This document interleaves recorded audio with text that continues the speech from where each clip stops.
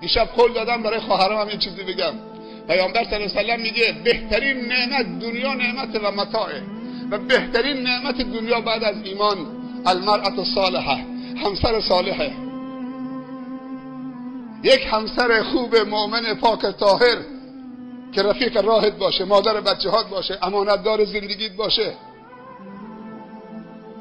تو رو به عفت برسونه، نگاش بکنی خوشحال بشی، دستور بهش بدی اطاعت بکنه، نمازشو بکنه، روزشو بگیره، شرم و حیاشو حفظ بکنه.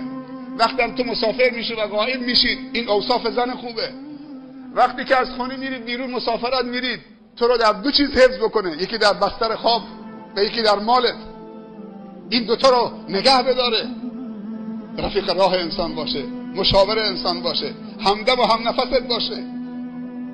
پیامبر صلی الله علیه و سلم میگه زن خوب زنی است که وقتی نگاه